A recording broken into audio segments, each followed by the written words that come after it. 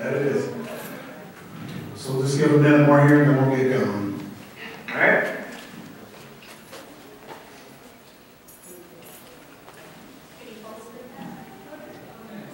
What's that? Oh, yes, we can. Yes, we can do that. I'll try it.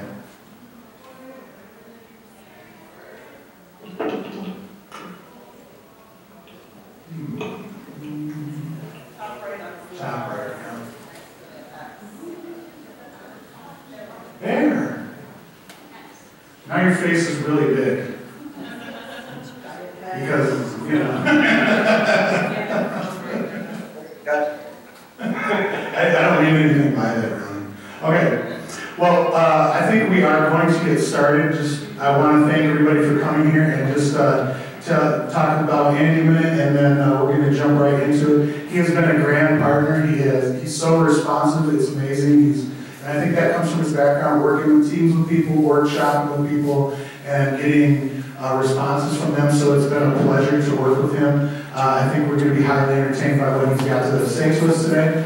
And I'll just remind you that afterwards, there are books available out there. He sent 300 book plates that he hand-signed. He hand-signed them so much, I thought that he was like a Chinese calligrapher, because it's like, and I was like, wow, he changed his name. Yeah, it's like, whip, yeah. So, it's fantastic. We're going to talk about, Andy, we're going to talk about his background. We're going to touch on both books, and then we're going to have about 15 minutes of Q&A. We're on a strict 1 hour, and Andy has been so kind to give us that hour to be with us today. So we'll get right into it. So let's give him a warm welcome, Warren Jackson, welcome.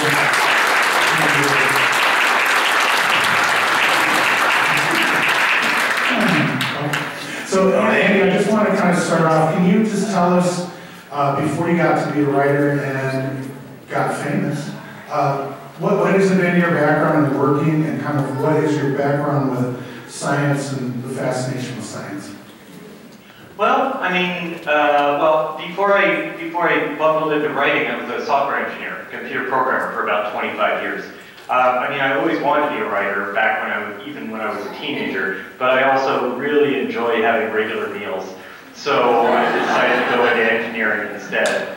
But I was always a wannabe writer, and so I was always writing things. The Martian is actually the third full-length novel that I wrote. It's just that the other two, suck. Well, honesty is good. Yeah. Well, what about your involvement with what came first? Can you tell us and kind of tell the experience? What came first, science or science fiction? Did one lead to the other necessarily? And what was it in science or science fiction that you just really grabbed onto? I'm going to guess I took an interest in science before I took an interest in sci-fi, but that was all very, very young. I was indoctrinated in an early age. My father is a linear accelerator physicist, which basically means he shoots beams of electrons and stuff. And my mother was I say was because they're both retired. They're fine. My mother was an electrical engineer. So I grew up in a very technical and scientific household, and also it was just a real interest of mine.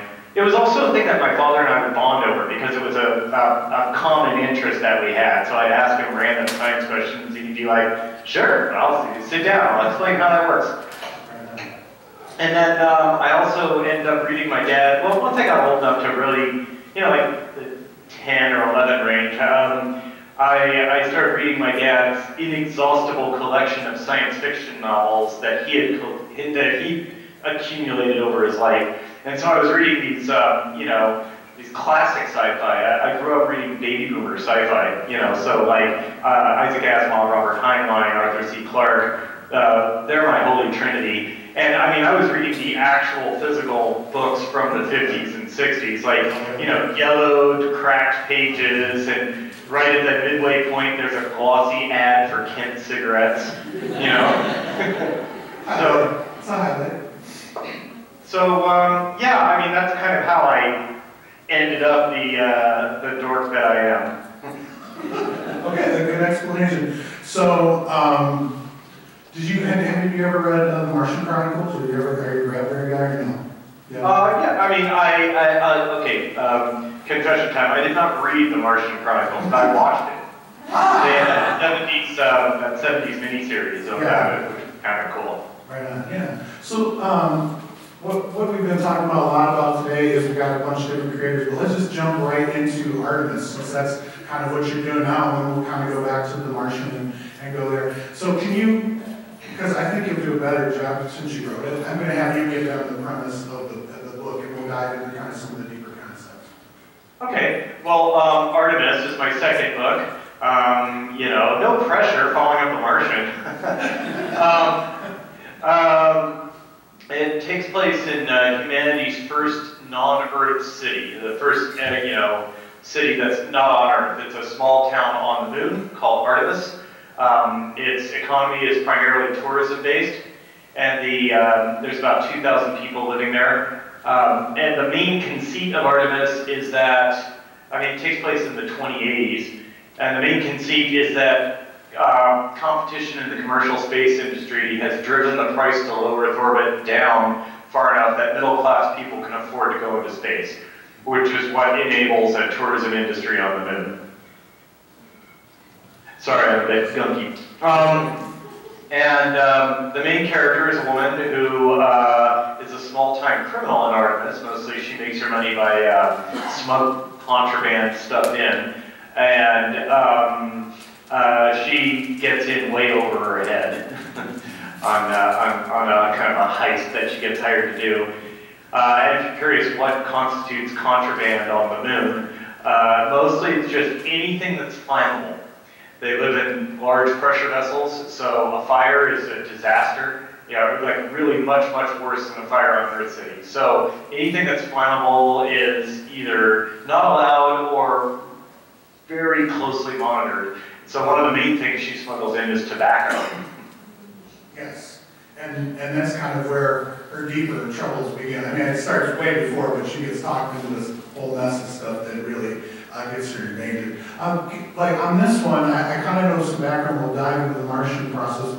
But what was your writing process like on this one versus, you know, the first one? The first one seems like more super organic over a longer time, a lot of community input, if I'm right. How was this process for you? Well, just to be clear, on the Martian, there wasn't, for some reason there's this narrative that the Martian was some crowdsourced storytelling. It wasn't. Okay. It was crowdsourced science fact-checking. So I had like 3,000 regular readers while I was writing it, and they would send me they would point out anywhere I made math errors or science errors, and I'd make corrections. But the narrative, the story, that was all just me. Okay. It's just people get it in their mind, wow, that's really awesome, this modern way of writing a story, and they kind of run with it without it actually being true. So, sorry. No, that's fine. It's just yeah, if I made it clear, I wrote the Martian. Oh, for sure. But I read all the stuff on Wikipedia, so I thought it was true. Oh yeah, really. There's a couple of jazz musicians that, you know, are really good. Okay, sorry. But as for Artemis, well, in both cases, I started out with the idea of some scientific question that I had that I was trying to solve. In the case of The Martian, I started off by thinking, like, I wasn't even trying to write a story. I was just saying, like, how could we make how could we do a manned mission to Mars? You know, how can we put humans on Mars? And you know, how do you get them there? How do you make sure they can get back? How do you deal with problems that could arise on the surface without everybody dying or without immediately having to abort the mission? And the more scenarios I came up with on things that could go wrong, the more interesting the story seemed to be. And so I ended up making an unfortunate protagonist and subjecting him to all of that. For Artemis, it was a similar thing. I started off by going like, okay, I want to say that, you know, space travel has been driven down to where middle-class people can afford it. And I want to write a story about humanity's first city that's not on Earth. You know, and then I started thinking like, okay, where's that going to be? It could be on the moon, it could be on Mars, it could be in the asteroid belt. And I decided the moon is really the ideal place. First off, it's physically closest. Second off, there's a lot of resources you can make use of on the surface so you don't have to haul everything there, unlike low Earth orbit, where literally every gram of mass in your city would have to be brought up. So it was a really fun exercise in designing all the science behind, like, okay, how do we build a city on the moon? How do you make sure it's nice and stable? It's not like the International Space Station where you have nothing but a 100% population of extremely well-trained, cool, under fire individuals who can handle emergencies. Sure. You need just civilians, and you need them to be safe. So I came up with the whole double-hulled system, this like super safe thing. It has to be big enough. Where do you get the materials to build a city that size, and so on. And that was really fun. And then once I designed the city, I'm like, okay, I guess I should make a story that takes place here. And I had to go through a whole bunch of different plot ideas and revisions before I finally settled on Jazz being the most interesting character that I'd come up with. Yeah, I mean, so in a way, the whole thing is kind of like a giant hamster kind of tube system where everything's pressurized, and like a lot of it is not just for you guys out here, it's not just in the city if you haven't read it, it's like out on the surface of the moon, quite a bit of it, where people are actually out going places, which is kind of freaky too. So it's like, and then there's espionage and a bunch of good stuff. How about, can you just tell us about, there's no atmosphere on the moon, there's nothing to deflect stuff. Did you kind of think about, what did you think about the science of that? Like impact, things falling, any of those things? Sure. Well, yeah, so the moon doesn't have an atmosphere and also doesn't have a magnetic field, and it's well outside of Earth's magnetic field. So you've got two main problems when dealing with the moon. First off, micrometeorites are basically like bullets from space. I mean, it's things going, 40 or 50 kilometers a second. I mean, it's going the speed of a bullet, right? So, however, it doesn't happen very often. There would not be that many impacts. And it's weird that I did all the math on the likelihood of like Artemis itself getting hit by a meteorite, and it turns out to be on average, something the size of Artemis on the moon would get hit by a meteorite about once every 5 years, 4 to 5 years. Okay. And I was like, that's interesting, because you've got these truly astronomical scale percentages and odds and stuff like that. It comes down to something that's very much a human understandable time span. It's not like, oh, it's going to get hit every 8 seconds, or, oh, it's going to get hit once every 700,000 years. It's like 4 years. So Artemis has probably been struck about 4 or 5 times in its history, because it's about 20 years old during the story. Anyway, Artemis is designed, it has, the hulls of Artemis are 6 centimeters of aluminum, a meter of crushed lunar rock, basically sand, and then another 6 centimeters of aluminum. And this serves 3 purposes. First off, micrometeorites, or even, meteorites that aren't micro, can't possibly get through that. I mean, they can break through the outer hull, but they won't get through a meter of sand. I mean, that's like military bunker level of stuff. So that protects the people from that. Second off, it provides radiation protection. The moon is riddled with radiation, both from the sun and from space in general. And those holes would bring the radiation levels down to even lower than they are on the surface of Earth. And then finally, it provides thermal insulation. The moon is positive 100 degrees Celsius during the day and negative 180 degrees Celsius at night. But when you have like a meter of sand between you and the outside world, your temperature basically won't vary at all. Okay, cool. So we've heard about technical now. The main character, Jazz, in the book, is like a person of Middle Eastern descent, and you've got her kind of I call her the non-conforming Muslim character, and her she's not a Muslim.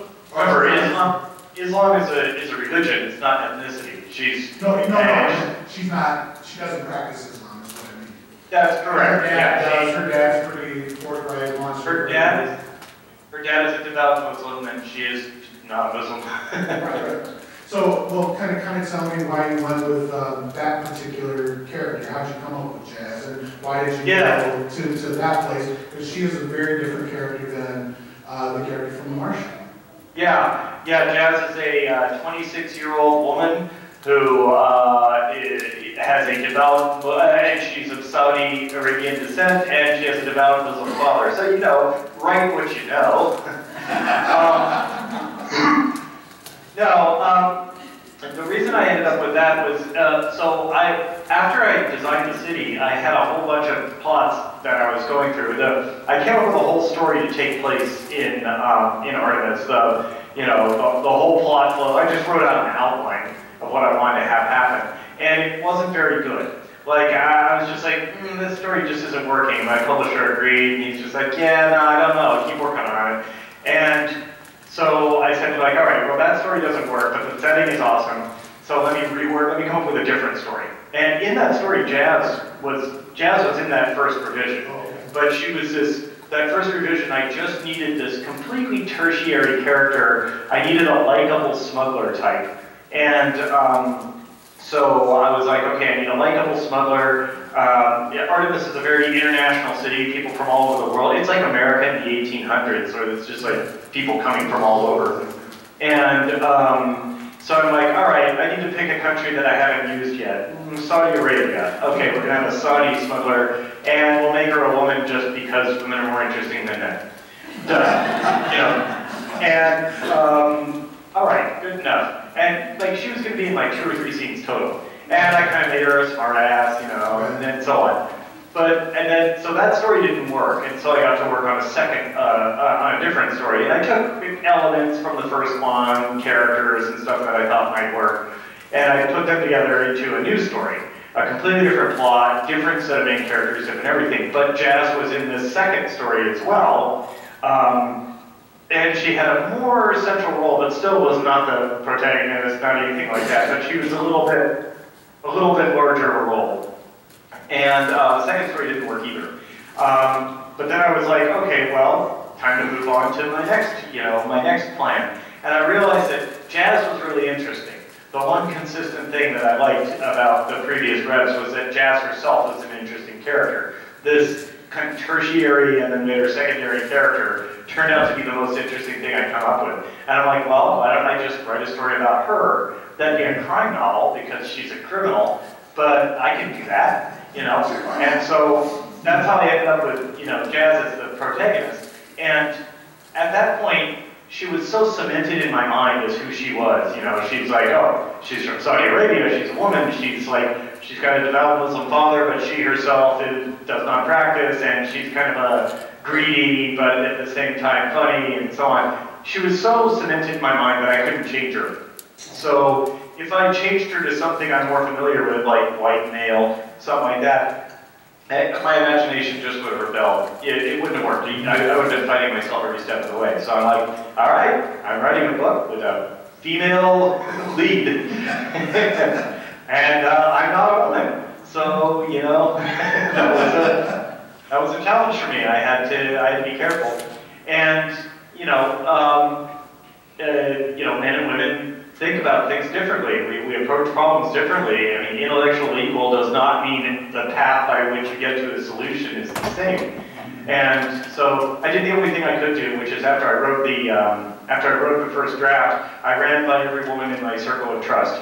Basically, every woman that I knew who I could trust not to post it up on the Pirate Bay, I gave them a copy and said, like, please give me feedback on the realism of the female voice in this. And they gave me feedback, and I made changes. I mean, she's still a tomboy, so she still has sort of a very male kind of attitude, but yeah. She's kind of like I characterize it almost like as a genius slacker. Like somebody she is. She's like a genius. She's just like, well, I'm just gonna go to the bar, spend all night at the bar, get up. Again, I guess I'm gonna get ready, but I'm gonna mess up a whole bunch of things. I'm gonna be like, whatever. So it's like kind of her, almost like her coming out story of like kind of that next step or that next iteration of herself. Sure. Well, The Martian, no one would ever accuse it of being literature, right? And Mark Watney does not undergo any change. He's not a deep character at all. All you know about Mark by the end of the book is He didn't want to die, and he's kind of a smart ass. Right, that's it. And he has the same personality at the end as he did at the beginning. I wanted to take a stab at I still want to become a better writer, so I want to take a stab at making deeper characters with like deeper motivations and more complex backstories and stuff. So that's what I was trying with Artemis, is that Jazz is flawed, she has regrets, she has a dark side, she has a good moral center, she has complicated relationships with her friends and family, and then she also undergoes personal growth throughout the story. She becomes, what I would say, a better person. By the end of the book, she's less selfish, more altruistic, and not to spoil the ending, but she takes some actions where she really does put others ahead of herself. Yeah, I thought, totally. I mean, I just kind of saw her growing, and then it's more of her life is threatened. She's like, oh yeah, I'm gonna get serious here. And then she uses stereotypes and other things against the people around her, or the conforming identities of some of the things. So I felt like a big book about identity too for some of the other characters, hiding. I mean, I don't know if that's what exactly, but I felt like there was a lot of examination of identity amongst a lot of the people. She had those past relationships with some of the people on the station that kind of come and go, So I got that deep idea. Let me ask you about the hard science of the book. Is there a thought by anybody now wanting to go colonize the moon? Is there something in their way that's like really gonna? I'm talking to all of you. Very polite. Spring is in the air, and so I am allergic to everything. Well, sure. There's lots of people all over the world who would love to colonize the moon. That's not, it's not a new concept at all. And people have, put a lot of time and effort and thought into it. I tried not to read any of their stuff when I was coming up with Artemis. Okay. I wanted to. It's a two-part thing. First off, I don't want to just regurgitate things that other people have come up with. I wanted to invent my own, world and my own system and everything. That's number one. Number two is I enjoy solving these problems. The most fun part of writing a book for me is the research and the math and stuff. The pesky characters and story and stuff like that are a nuisance necessary. But that sounds super familiar. I was talking to some of the professors. They're like, oh yeah, okay. Yeah, and so I really enjoyed the process of figuring out how to make Artemis and how they would do it from the ground up. And I didn't want answers handed to me. Sort of like if you're into woodworking and you've got a whole wood shop set up in your garage, it's like, yeah, you could buy an end table, but you don't want it. You want to make one, right? Cool. Yeah. I mean, I guess kind of to deepen that question, what really is the possibility, do you think, within the time span? I mean, that's way down the road. Is that something you think is going to be achieved, or is? Well, sure. Definitely, we will eventually colonize the moon. The only question is when. And my theory on that is we won't colonize the moon. See, one of the first things I had to solve when coming up with Artemis was, why does it exist? Every city exists for some reason, and it's always economic. People don't just form a city for no reason. They do it for reasons of economics. And so there has to be some reason why people would make their livelihood on the moon. And so what I came up with was just the conceit of, middle-class people can afford to go now. So it's like a once-in-a-lifetime, vacation. It's like, it can be done. It's reachable. So that provides a market, and so there's a profit, and so there's an economics. There's a sensible economic reason to be there. So in real life, as soon as there's an economic reason to be on the moon, we'll be on the moon. The question is, what is that economic reason? My prediction is tourism. Okay. And I mean, I'd say, I was thinking about how your outlook compares to some of other science fiction writers, and the outlook in yours is, I felt like it's more cemented in reality, and that it is, like you're saying, that there's reasons there. And when I'm reading it, I don't feel like it's doomsday type stuff. Yeah. And that it's not all criminal, it's not overly criminal like the world of like Alien or something like that, where it's this huge corporate thing, but it's more this human progression. Yeah, for some reason, lately, science fiction has been kind of taken over by bleak, dystopian, fascist futures, and I feel like that gets away from what science fiction originally was. Like, if you read the sci-fi novels that I grew up reading, like things from the 50s and 60s, they were all pretty bright futures. They were like, hey, here's how science is going to make the world awesome, right? Sure. And yeah, people will still have their problems, and we're going to follow the adventures of someone who's, you know, who has problems, but the science itself, the world, you would like to live there. It would be more awesome than living today. And it's this cool flight of fancy, and you can fantasize about being there. But now, for whatever reason, there's kind of a technophobia that has occurred. Like shows like Black Mirror, where every episode is, here's how technology is horrible. Like, that's basically every episode of Black Mirror is, here's why technology will destroy all of humankind. And I so vehemently disagree with both of those. I disagree with dystopian views of the future, and I disagree with technophobia. And to this, I say that, like, the future is always better than the past. And if you don't believe me, pick any date in history. Any date in history. Then ask yourself if you'd rather live at that date or 100 years earlier. And you will always want the later date, because the world keeps getting better. Humanity keeps improving. Well, on that note, how do you think, and I mean, some of the issues are real, like we're creating through some technology, we're creating some serious problems for ourselves. And I kind of get where you're going, you're saying, but science can also help cure that. And to that point as well, is like, what do you think is generating the technophobia? Is a lack of understanding really what is going on in science? Or I think it's just a trend. Okay. I think it's just a trend in science fiction. So here's the thing. It is a very easy thing to write. It's very easy to write a gloomy, dystopian, you know, society. It's easy to write. It provides you immediately with your conflict. And also, one of the hardest things to do in a science fiction setting is to isolate your characters.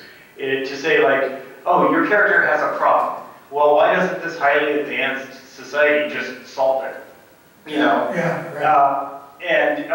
You know, so you need to isolate, either emotionally or physically, you need to isolate your characters so that they need to solve these problems themselves. Otherwise, it's not a story. And in a sci-fi world, one of the very easiest ways to do that is say that, like, yeah, there's lots of entities out there that could solve your problem, but they're evil. They're actually part of the problem, and so you can't fly them. Yeah. Well, because our theme is Mars attacks. So it's like, we're going to have in this same room after this, we're going to have a presentation of the Mars attacks cards and talk about the paranoia. We come to peace, exactly. And then we leave you in pieces. So that's what we're going to talk about right after you. So yeah, I'm with you. It's kind of paranoia or the lack of... It's also, it just makes for a good narrative. Or not necessarily good. I'm really sick of it. I think it's overdone. But it makes for an easy narrative. Also, the evil corporation, you know, concept is also dramatically and painfully overused. And yeah, corporations are, you know, they're profit oriented, but I mean, these bleak corporate oligarchical doomscapes. I mean, I see you on the edge with your umbrella shirt on. You, yeah, with the little beard. Yeah, you, yeah, you, yeah, you, yeah, pointing at yourself. You've got an umbrella corporation shirt on. No, that's fine. Oh, we're talking about you. Oh, you. I'm pointing at me. He's like, yeah, you're like, keep pointing. He's like, oh. The difficulty. Okay. Yeah. Bleak corporate nightmare escape. Yeah, that's the thing. Well, no, I just did notice seriously different in the brightness of what that is compared to some things, because I'll admit it, I've been reading Philip K. Dick quite a bit lately, and that is a very paranoid kind of, you know, that is the polar opposite. Let me ask, so I think we're going to shift over to The Martian. I encourage everybody to read Artemis. It is a quick and extremely engaging read, and it's got tons of science that you can spend a boatload of time on. It's fantastic. I chewed it right up. Fantastic. I'll probably read it again. But what we want, let's go. We're going to shift to The Martian and leave people with that, and we'll have Q&A for about 15 minutes. So, like you're saying, I kind of agree that he's a little bit shallower character, but I think we're supposed to live vicariously through him. He is kind of the Robinson Crusoe of Mars, and I was reading the book, and I was like, wow, this all seems super realistic and super achievable. And then I started reading around and they're like, no, they don't have all that. And so what in that book would you say is something that technology that's really far off that is central to him succeeding and living on Mars? Or what is it? Well, so all the technology in the book is real, well, except one. The fakest thing that's there, the thing that is the radiation shielding of the HAB canvas. Okay. So in the book, in the Martian, the HAB is this kind of inflatable / whatever mounted thing that they live in, and the canvas that it's made of is radiation shielded. That's how I dealt with the radiation problems on Mars. Right.